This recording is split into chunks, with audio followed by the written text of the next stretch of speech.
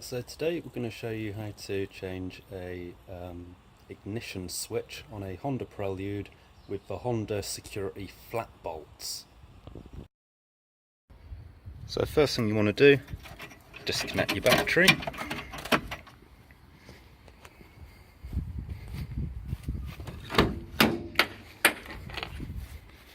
Right, so if you're doing this job you should have removed the steering covers anyway. We have a little look on the top here.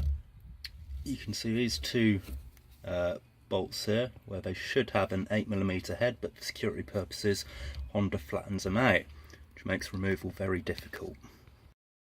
If you look on the internet, a lot of the guides will tell you to get a chisel and a hammer and to try and chisel out a couple of notches on the top so you can access it with a flathead screwdriver. What I'm going to do is show you a cheap way, should make life a little bit easier for you. All you need is a little set of screwdriver bits, usually found in cheap drill sets, and an imperial socket. For this one we're going to be using a 1/4 inch size. So, looking underneath your ignition switch here, you've got one screw there, which is a Phillips head. And round the back here, just above the switch here, you've got another Phillips head screw, which is the one that's a bit more difficult to get to. Obviously this part of the steering rack gets in the way, meaning that you can't get a proper screwdriver on it, so we're going to have to get a little bit creative. So fortunately the screws are held in quite lightly, you don't need that much force to crack them off, and once they do crack they're quite easy to get going.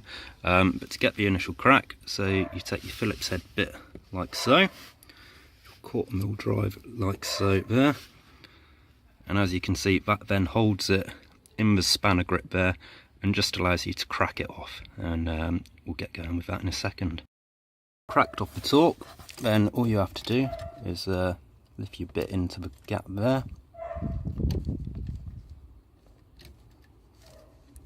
It's a little bit fiddly, so just take your time, don't get too frustrated with it.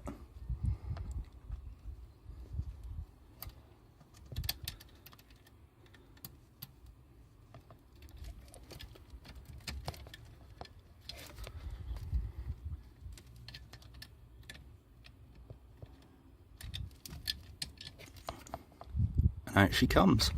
All you have to do is just repeat it on the other side there and it will lift out. Right, so on my Prelude it's only held in by 2 bolts there. Once it's out, all you have to do, move the unit back. Obviously it contacts the steering adjustment arm there, but with a little bit of jiggling out it comes, and back to the unit there. This is a nice new one to go on, so we'll get that put in.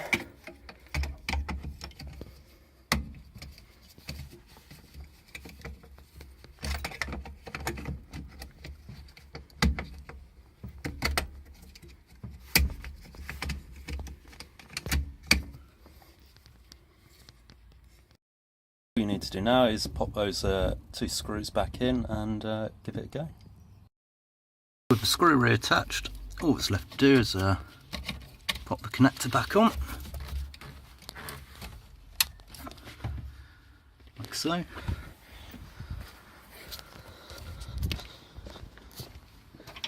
And reconnect the battery.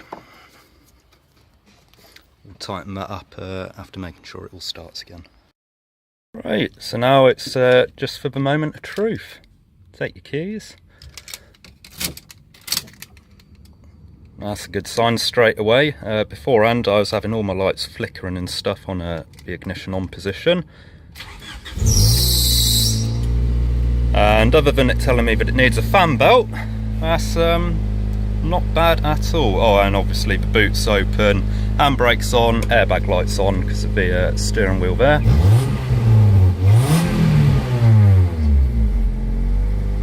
And that's all there is to it.